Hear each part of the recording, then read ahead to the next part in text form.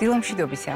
ეს საქართველოს პირველი არხია, თქვენ უყურებთ გადაცემას პირადი ექიმი მარი მალაზონია ჟესტურ ენაზე თარგმანი. დღეს ორშაბათია, ჩვენ ახალ სამუშაო კვირას ვიწყებთ და უამრავი სიახლე გვექნება თქვენთვის გასაზიარებელი, თუმცა უცვლელი რჩება მთავარი სათქმელი. ჩვენ ადამიანზე ვსაუბრობთ და ვსაუბრობთ ადამიანის სიცოცხლეზე, როგორც ყველაზე მნიშვნელოვან ფასეულობასა და ყველაზე დიდ ღირებულებაზე. ნებისმიერი საზოგადოებისათვის მიუხედავად ადამიანის მახასიათებლებისა და მიუხედავად იმისა, როგორია ჩვენი კონკრეტული საუბრის თემა. როდესაც ადამიანის სიცოცხლეზე ვსაუბრობთ, ჩვენ ძალიან კარგად გვახსოვს, რომ ჯანმრთელობა არის ჩვენთვის აუცილებელი ინსტრუმენტი. არა უბრალოდ დიდხანს ვიცოცხლოთ, არამედ კარგად ვიცხოვროთ და უზრუნველყოთ ჩვენი დღეგრძელობაც და ცხოვრების ხარისხიც. და რაც მთავარია, ჩვენ შეგვიძლია ჯანმრთელობით მივახციოთ თვითრეალიზაციას, იმიტომ რომ ჯანმრთელობა მარტო ფიზიკური კეთილდღეობა ხომ არ არის. ჯანმრთელობა არის ჩვენი ფიზიკური, მენტალური და სოციალური კეთილდღეობა. ამიტომ როგორ ვგრძნობთ თავს, როგორია ჩვენი ფიქრები, როგორია ჩვენი ურთიერთობები, ხშირ შემთხვევაში გადამწყვეტი აღმოჩნდება ხოლმე ჩვენ ჯანმრთელობის განსაზღვრისთვის.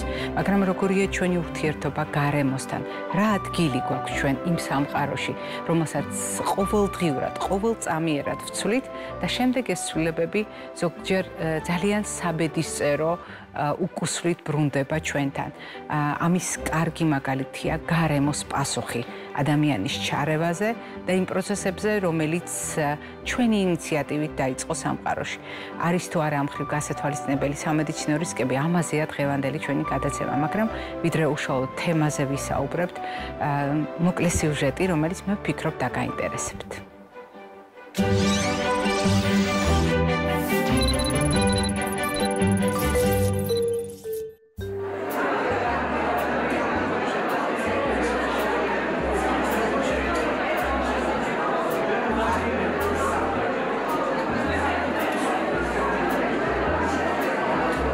გამოფენის მიზანია გვეჩვენებინა ქართველი საზოგადოებისთვის, რამდენად ნიჭიერები არიან ქართველი ექიმები, არა მარტო თავიანთ საქმიანობაში, არამედ ხელოვნებაში. ჩვენ ვიცით, რომ მედიცინა არის ძალიან მჭიდრო დაკავშირებული ადამიანის ბუნებასთან და ექიმები უფრო ღრმად იცნობენ ადამიანის ბუნებას, ამის გამო ძალიან ბევრი იყო ცნობილი ექიმი მწერალი და აღმოჩნდა, რომ ბევრი ასევე ხატავს და ბევრი ნიჭიერი მხატვარი ყავს. ექიმი როგორც იძახიან, არის რომ მკურნალი. მკურნალი არა მხოლოდ სხეულის, არამედ სულისას. და ხშირ შემთხვევაში პაციენტთან ურთიერთობით არ თავდება მისი ურთიერთობა საზოგადოებასთან. აი, დღევანდელ დღეს ის რაც ექიმებს გააჩნიათ სამსახურის გარდა, მათი გატაცება, მათი სულიერი სამყარო, აი ამ ნახატებში არის წარმოჩენილი ყველაფერი. ძალიან კრიტიკულად შეგვაფასებთ, ჩვენ არა ვართ პროფესიონალები, მაგრამ გარკვეულწილად აი ვცადეთ, რომ ჩვენი შინაგანი სამყარო ასეთი სახით მოგვეტანა ნახველისათვის. არ მეგულება ადამიანი, რომ მასზე ნახატი გავლენას არ ახდენს.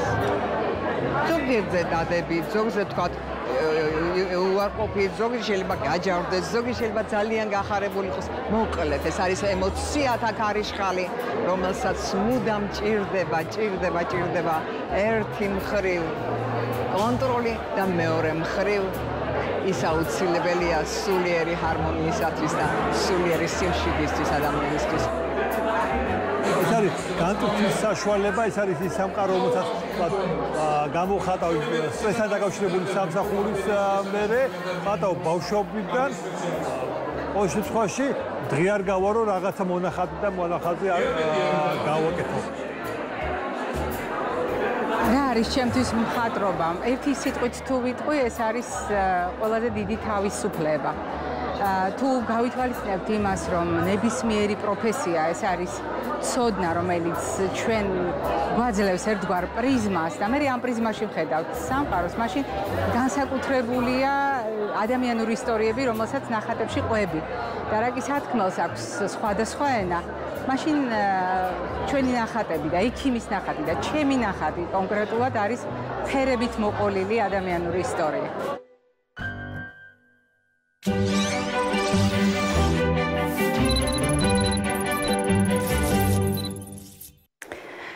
ეს ამბავი მოგიყევით იმიტომ რომ ჩვენ ერთი ოჯახი ვართ და ჩვენს ოჯახში, ექიმების ოჯახში რაც ხდება, აუცილებლად გიზიარებთ ხოლმე. მიუხედავად იმისა, კამერის რომელ მხარეს, ეკრანის რომელ მხარეს ვართ და ძალიან მნიშვნელოვანია სამყარო ექიმის თვალით, რომელიც თქვენ გაგიზიარეთ.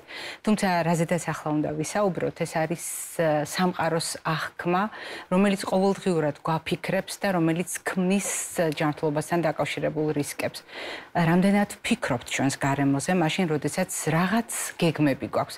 რამდენად ფიქრობთ გარემოზე, როდესაც ჩვენ კონკრეტულ ნაბიჯებს დგამთ. აღმოჩნდა, რომ თანამედროვე ადამიანს აუცილებლად სჭირდება ამაზე დაფიქრება. კარგი იქნებოდა ამაზე ადრე გვეფიქრა, მაგრამ ის რაც ხდება ჩვენს გარშემო, არის მნიშვნელოვანი კვალი ადამიანის საქმიანობისა და დღევანდელი ჩვენი გადაცემის სტუმარი არის ჩვენი გადაცემის ძალიან დიდი მეგობარი და გულშემატკივარი. თქვენ მას ძალიან კარგად იცნობთ. იგი გახლავთ დაავადებათა კონტროლის და საზოგადოებრივი ჯანმრთელობის ეროვნული ცენტრის დირექტორის მრჩეველი ქალბატონი ნია გიუაშვილი.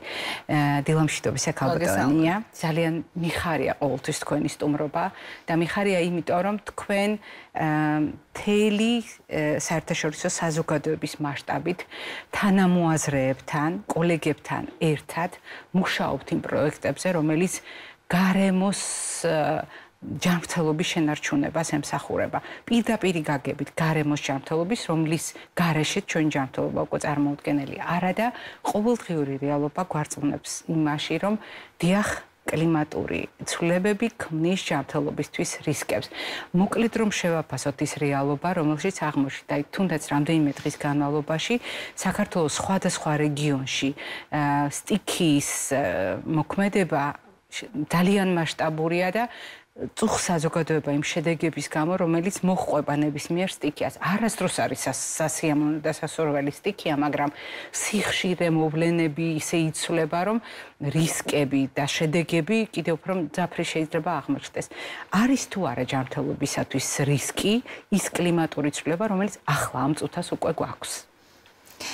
მოგესალმებით კიდევ ერთხელ, ყოველთვის ძალიან მიხარია თქვენთან ყოფნის შესაძლებლობა, საუბრის შესაძლებლობა გარემოსა და ჯანმრთელობის საკითხებზე, მათი ერთიანი აღქმის აუცილებლობა, წვლილი ჩვენი ადამიანებისა იმ გარემოს ცვლილებაში, რომელშიც შემდეგ გვიწევს ჩვენ თვითონ ცხოვრება.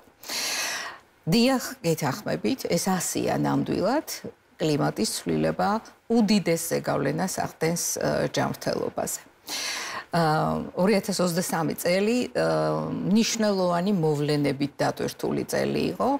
მათ შორის ივლისში 2023 წლის ბუდაპეშტში გაიმართა გარემოსა და ჯანმრთელობის მინისტრების მინისტერიალი. ასეთი შეხვედრა 5-7 წელიწადში ერთხელ იმართება ხოლმე. პანდემიის გამო ეს კიდევ უფრო განგრძობილი იყო. ჯანმრთელობის მსოფლიო ორგანიზაციის ევროპის რეგიონს აქვს გარემოსა და ჯანმრთელობის ევროპული პროცესი და 53 ქვეყანა, რომელიც შედის ევროპის რეგიონში ჯანმრთელობის მსოფლიო ორგანიზაციის იგრიბებიან, სახავენ მიზნებს იმისთვის, როგორ უნდა გააუმჯობესონ გარემო, რათა ჯანმრთელობაზე ზემოქმედება იყოს შემცირებული და 2023 წლის ეს ბუდაპეშტის მინისტერიალი მიეძღვნა სამმა კრიზისს, რომლის წინაშეც ჩვენ უკვე ვართ. ეს არის კლიმატის ცვლილებასთან დაკავშირებული საკითხები, ეს არის გარემოს დაბინძურება და ეს არის ბიომრავალფეროვნების შემცირება. ეს სამივე საკითხი ძალიან დიდ ზეგავლენას ახდენს მოსახლეობის ჯანმრთელობაზე. როდესაც ამ საკითხებზე ვსაუბრობთ, ბევრი რამ მოიაზრება, პირველ რიგში რა თქმა უნდა კლიმატის ცვლილებასთან და გლობალურ დათბობასთან დაკავშირებული საკითხები, სულ უფრო მზარდი წნეხი. 2023 წელი გახდათ ყველაზე ცხელი წელი დაკვირვების არსებობის 1888 წლიდან მოყოლებული. და ეს ნიშნავს ძალიან სერიოზულ ზეგავლენას ადამიანის ჭამრთელობაზე. თუ კი მანამდე ძირითად მოწყვლად ჯგუფებად მიიჩნეოდა ხოლმე ასაკოვანი მოსახლეობა და ბავშვები, ეხლა სულ უფრო ბევრი საუბრებია და წლევანდელი წელი ეძღვნებოდა ორსულებზე და ახალშობილებზე, ახალშობილთა ჯამრთელობაზე ზეგავლენა, როგორი არის კლიმატის ცვლილებისა და განსაკუთრებით თბური ტალღებისა. გარემოს დაბინძურებაზე, როდესაც საუბრობთ, ეს ასევე მზარდი ტენდენციით ხასიათდება, განსაკუთრებით ჰაერის დაბინძურებასთან დაკავშირებით და კლიმატის ცვლილება კიდევ უფრო მეტად ამძიმებს ამ გარემოებას. რა თქმა უნდა, ეს ეხება სასმელი წყლის დაბინძურებას, რა თქმა უნდა, ეს ეხება საკვების ხელმისაწვდომობასთან დაკავშირებულ საკითხებს და ზოგადად ბიომრავალფეროვნების შემცირება, რომელიც უშუალოდ აისახება ჩვენს ჯანმრთელობას. ჩვენ ამაზე საგანგებოდ ვისაუბრებთ და ძალიან ადვილად გასაგები იქნება ჩვენი საზოგადოებისათვის რა საფრთხის მიჯნასთან დგავართ. მაგრამ როდესაც თქვენ სითბური ტალღები, თბური ტალღები ახსენეთ, თქვენ ბრძანეთ იმის შესახებაც, რომ 1888 წლის შემდეგ ყველაზე ცხელი ზაფხული იყო 2023 წელს, რომ კლიმატის ცვლილებებთან დაკავშირებით ჯანმრთელობის რისკები ცალსახად თვალსაჩინოა და ასე შემდეგ, ამაზე თქვენ სულ საუბრობთ ჩვენს გადაცემაში და მე მაყურებელს მინდა გავახსენოთ თქვენი ფრაზა. თქვენ რამდენიმე წლის წინ ჯერ კიდევ ჩვენთან გადაცემაში ბრძანეთ, რომ საზოგადოებას აქვს წარმოდგენა გლობალურ დათბობასთან დაკავშირებით სწორედ ტემპერატურის მატების ჭრილში და რატომღაც სტერეოტიპი უკავშირდება დათბობას სწორედ ამ კონტექსტში. არადა თქვენი ფრაზები უკავშირდებოდა ძალიან მყარად დასაბუთებულ კანონზომიერებას, რომელიც ცხადია მეცნიერულ ცოდნას ეფუძნება თავის მხრივ, როდესაც ჩვენ ვლაპარაკობთ ძალიან ცხელი და ცივი პერიოდების ხანგრძლივობის და მონაცვლეობის ცვლილებაზე. როგორია პროგნოზი 2024 წელი, მე ვფიქრობ, არ გვპირდება უკეთეს თანაფარდობას ტემპერატურული და თბული ტალღების თვალსაზრისით, მაგრამ როგორია პროგნოზი? თუ ასე გავაგრძელებთ ჩვენს ცხოვრებას, როგორი იქნება კლიმატის გავლენა ადამიანის ჯანმრთელობაზე? ერთია ასაკობრივი ჯგუფის კონტექსტში და თქვენ საგანგებოდ ორსულები და ახალშობილები გამოყავით როგორც სამიზნე ამ პროცესების, მაგრამ ყველაზე მეტად მაგალითად თბური ტალღების შედეგად რა ზარალდება ადამიანისათვის?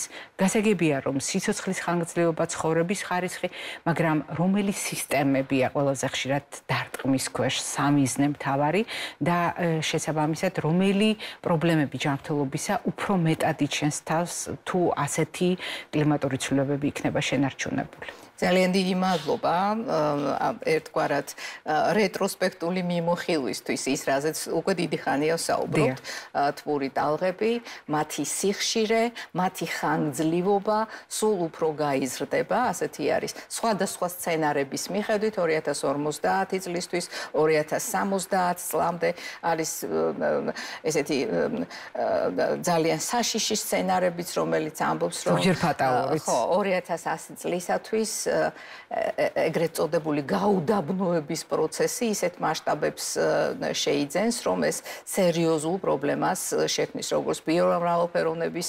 ასე ვთქვათ, შემცირების თვალსაზრისით, ასევე ზოგადად გადარჩენის თვალსაზრისით, სასმელი წყლის ხელმისაწვდომობის თვალსაზრისით და ასე შემდეგ. ეს რომ არ არის მხოლოდ რაღაც სცენარები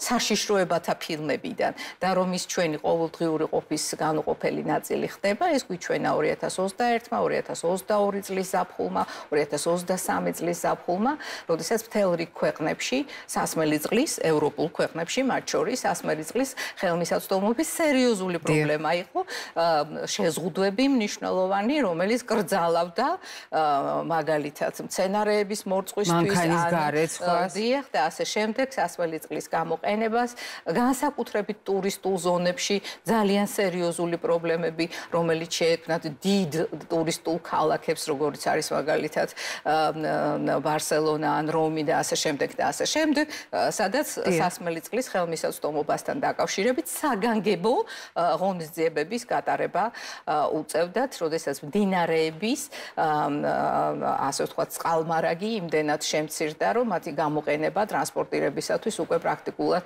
შეუძლებელი გახდა, მაგალითად გერმანიაში მდინარე რეინის და ასე შემდეგ და იტალიურ მდინარეებზე ეს სიუჟეტები, რომელიც ევრონიუსით გადმოიცემოდა, უაღრესად შემაშფოთებელი გახდათ. ასე რომ ეს აღარ გახლავთ რაღაც ამბები, რომელიც მხოლოდ პროგნოზშია, ეს გახლავთ უკვე ჩვენი ყოველდღიური ყოფის ნაწილი და სხვადასხვა ქვეყნები სხვადასხვა საადაპტაციო ღონისძიებებს მათ დაგეგმვას მიმართავენ და ეს გახლავთ კლიმატის ცვლილება სრულიად გარდაუვალი პროცესი გახლავთ.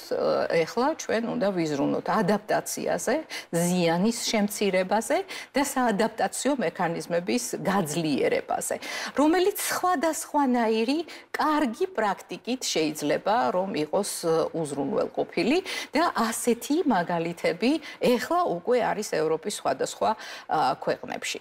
დღეისათვის სრულიად აუცილებელი რამ გახლავთ, რომ დაგეგმილი იყოს კარგად მზადება აი ასეთი ცხელი ტალღებისათვის, ისევე როგორც ცივი ტალღებისათვის. აი ეს ტალღურობა დამახასიათებელი სწორედ ანთროპოგენული ზემოქმედების გამო, ნახშირწყალბადების ემისიის გამო და სათბური ეფექტის მქონე გაზების შემცირება ყველა ტიპის წარმოებაში, მათ შორის კვების მრეწველობაში, მათ შორის სატრანსპორტო, ენერგეტიკაში გახლავთ მთავარი სამიზნე მოქმედებებისა და ევროკავშირი გახლავთ ერთ-ერთი ყველაზე უფრო ასე ვთქვათ მსხვილი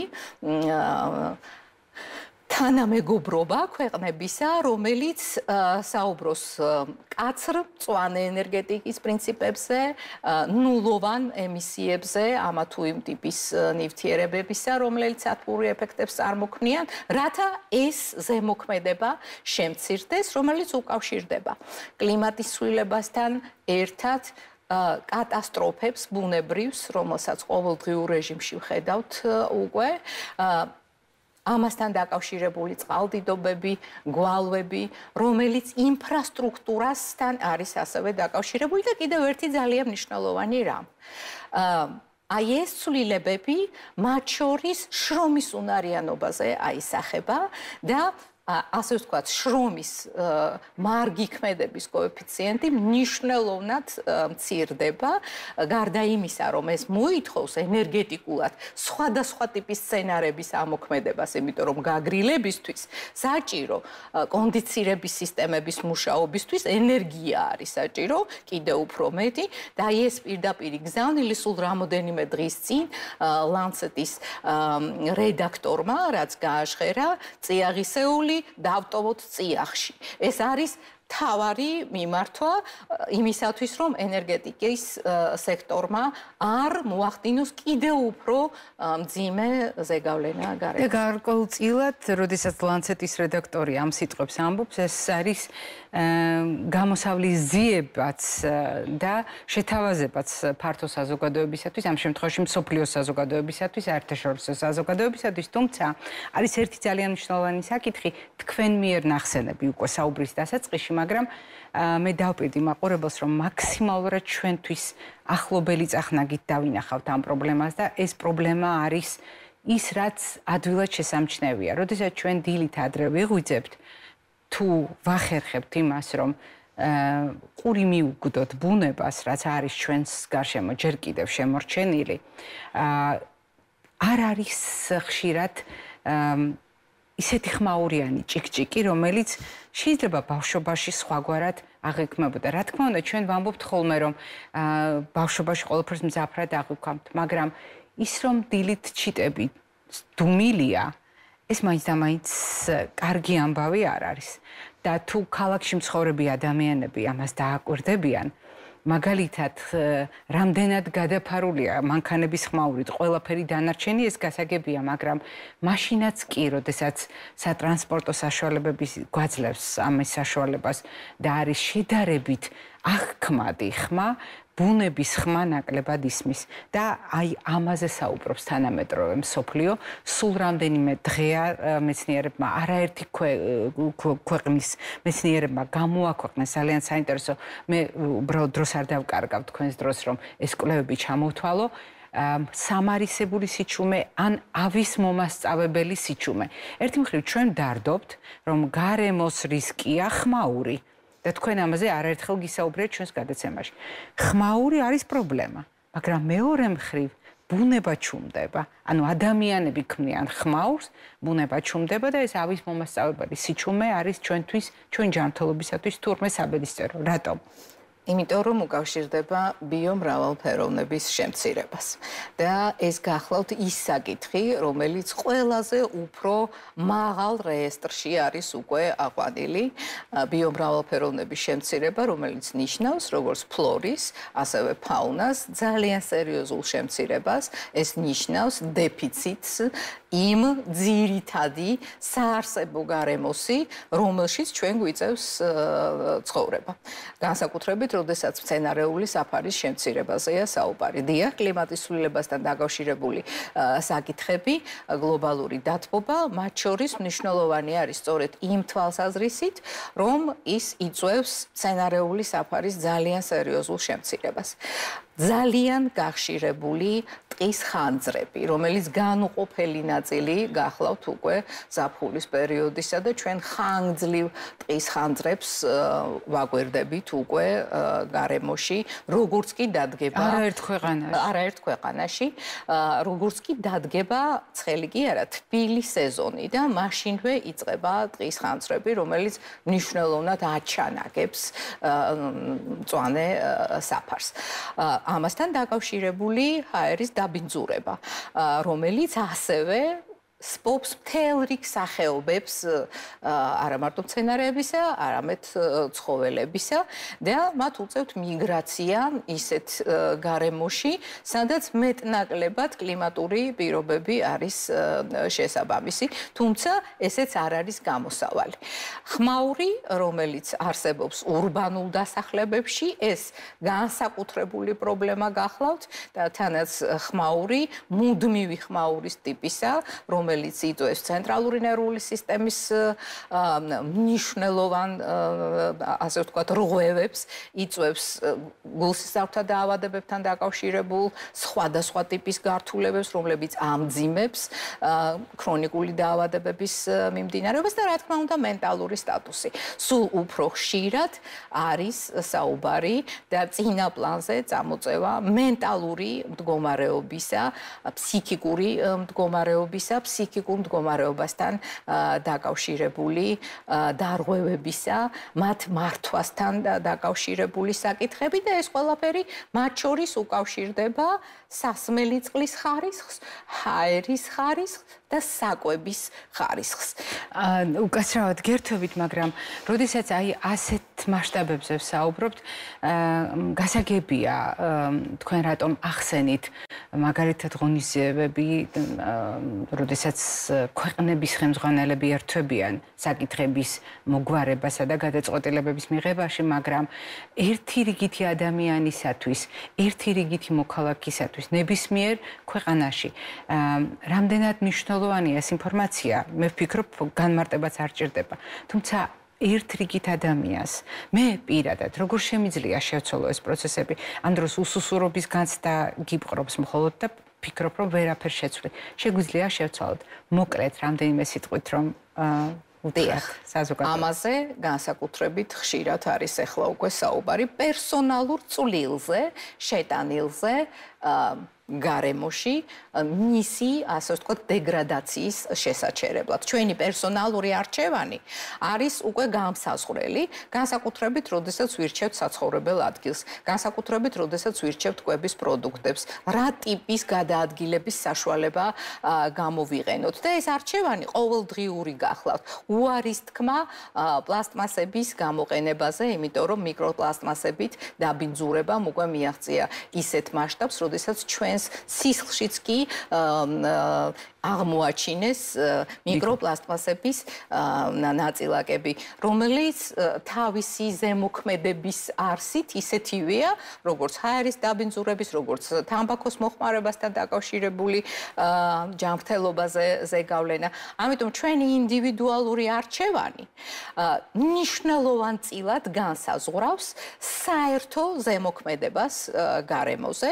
ჩვენ უარი უნდა ვთქვათ ძალიან ბევრ ისეთ რამეზე, რაც მიგვაჩნდა, რომ პრობლემა არ იყო, ერთჯერადი მოხმარების ნებისმიერი რამის გამოყენებაზე და თანდათანობით მომჭირნენი გავხდეთ, სულ უფრო ბევრს საუბრობენ, მაგალითად, ევროპის რეგიონში 20% საკვები პროდუქტებისა შემდეგ ხდება ნაგავს აყრელზე და ეს არის, ასე ვთქვათ, ძალიან მნიშვნელოვანი ტვირთი. მაშინ, როდესაც იმავე ევროპის რეგიონში არსებობს შიმშილის პრობლემაც.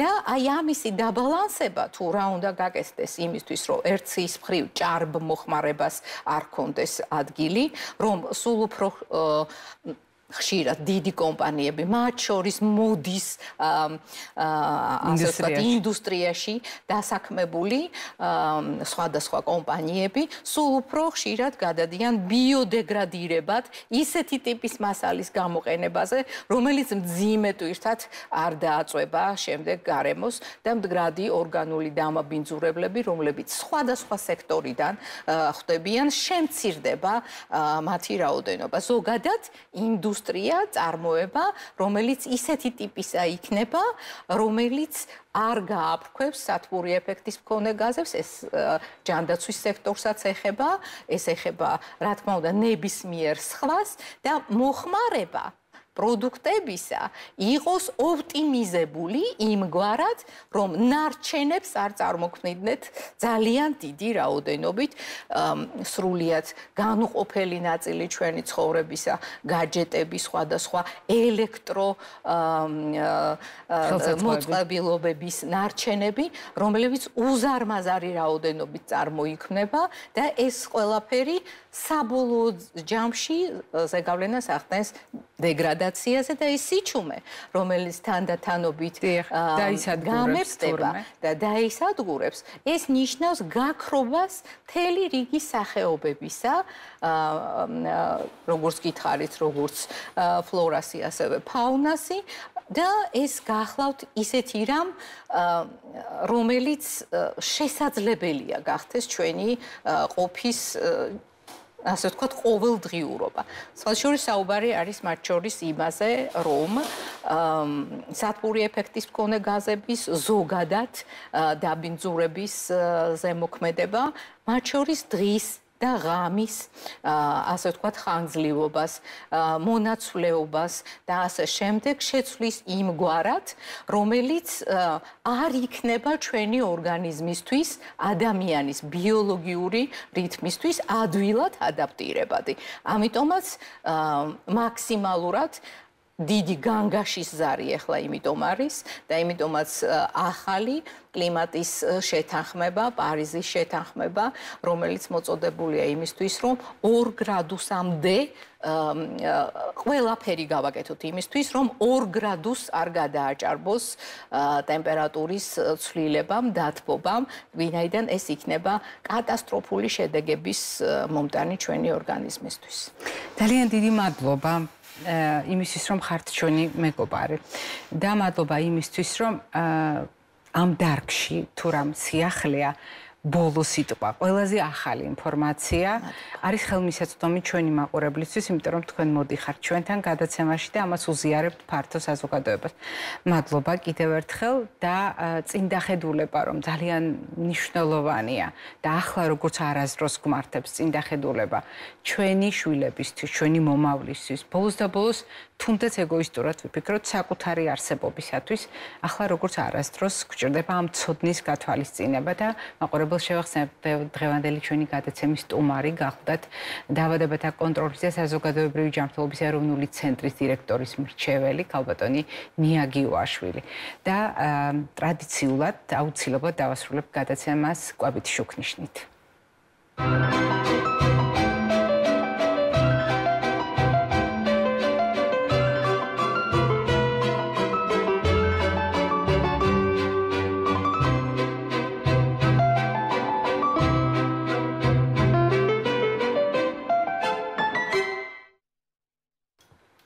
კვებითი შუქნიშანი და შესაბამისად კვებითი რეკომენდაციები ფერებთან ასოციაციით.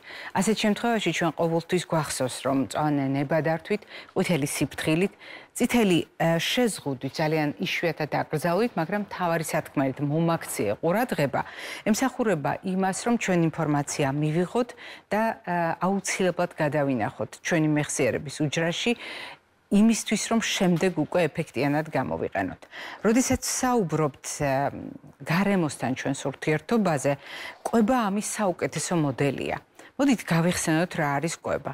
კვება ეს არის ადამიანის ორგანიზმის უზრუნველყოფა აუცილებელი საკვები ნივთიერებებითა და ენერგიით, რომელსაც გვაწვდის კონკრეტული საკვები პროდუქტები. და რა არის ჩვენი საკვები პროდუქტი? ჩვენი საკვები პროდუქტი არის სამყაროს გარემოს განუყოფელი ნაწილი, მაგალითად ცხოველები, ფრინველები, თევზი, ხილი, ბოსტნეული, ანუ სხვადასხვა სახის მცენარეები, წყალი, რომელიც ბუნებრივად არის გარემოს ნაწილი. და წარმოიდგინეთ, ჩვენ ვართ გარემოს მომხმარებლები. არა ერთჯერადად, არა ხანდახან, არამედ სისტემატურად, თუნდაც კვებასთან კავშირში, დღეში რამდენჯერმე. ეს იმას ნიშნავს, რომ ჩვენ განსაკუთრებული მზრუნველობა უნდა გქონდეს ამ გარემოზე, ანუ იმ პროდუქტებზე, რომელსაც ჩვენ მოვიხმართ, განსაკუთრებულად უნდა ვფიქრობდეთ. ერთია, როდესაც ჩვენ ვამბობთ, რა არის ჩვენი ორგანიზმისათვის საჭირო. ჩვენ ისევე გვჭირდება ბიომრავალფეროვნება, როგორც ჭირდება ზოგადად ცოცხალ სამყაროს. თქვენი კითხავთ რატომ? დღეს მე ორ ძალიან მნიშვნელოვან საკითხზე მინდა გესაუბროთ. ერთი სწორედ ბიომრავალფეროვნებას უკავშირდება ჩვენი ორგანიზმის შიგნით, ჩვენი სხეულით რომ ვატარებთ. ჩვენ შევთანხმდით რომ ჩვენს კანზე, ჩვენს ნებისმიერ ლორწოვანზე, ჩვენს კუჭნაწლავის ტრაქტში არის მრავალფეროვნება ცოცხალი ორგანიზმებისა. მე რა რომ თვალით ვერ ვხედავთ. ეს არის ბაქტერიები, ვირუსები, სოკოები და მათი ერთობლიობა ქმნის იმ სამყაროს, რომელთან თანაცხოვრებაც გვჭირდება და რომელთა მრავალფეროვნება განსაზღვრავს ჩვენს ჯანმრთელობას.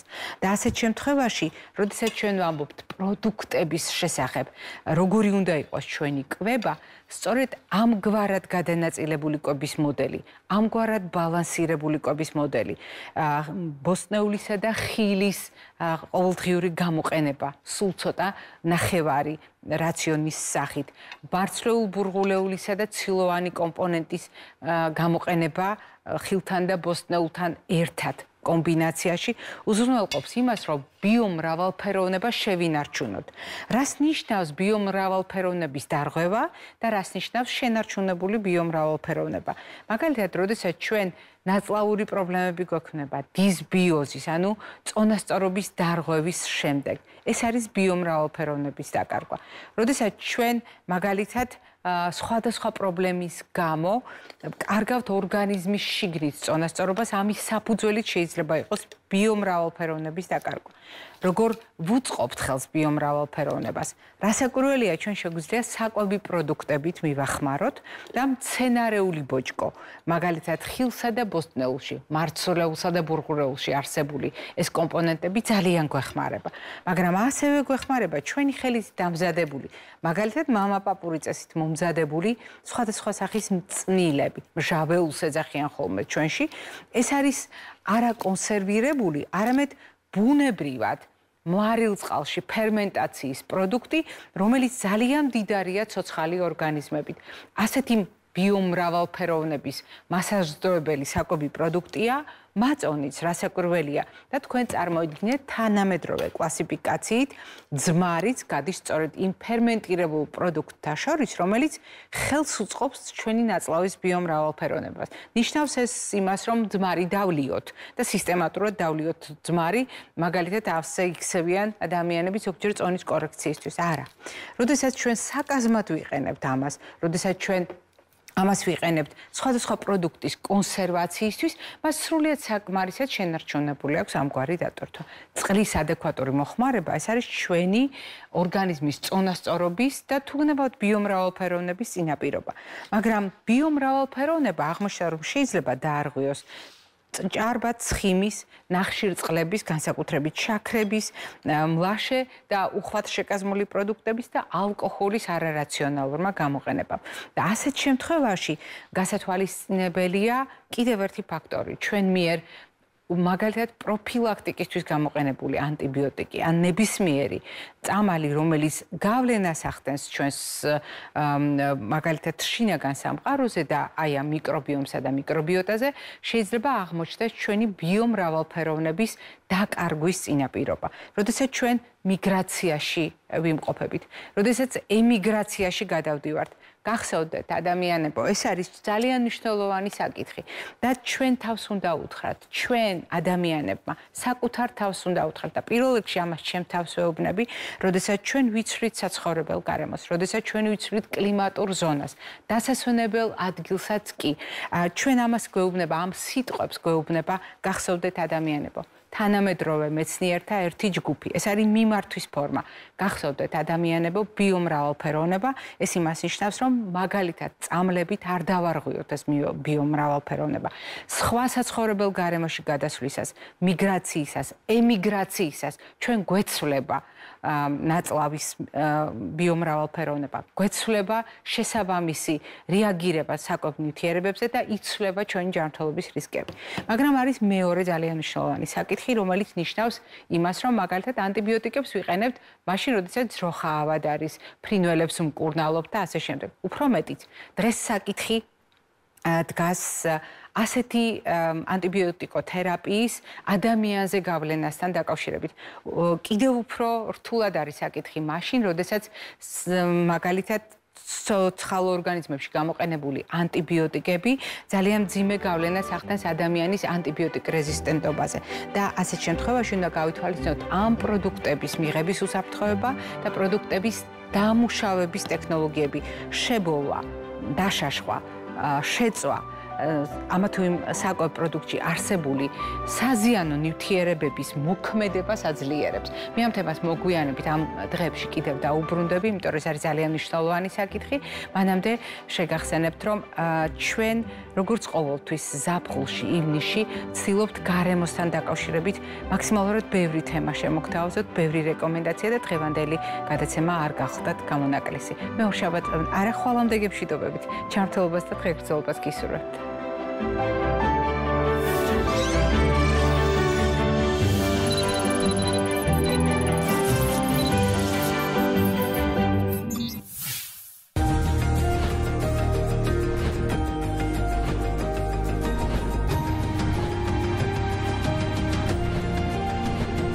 გაგრძელება იქნება UEFA Euro 2000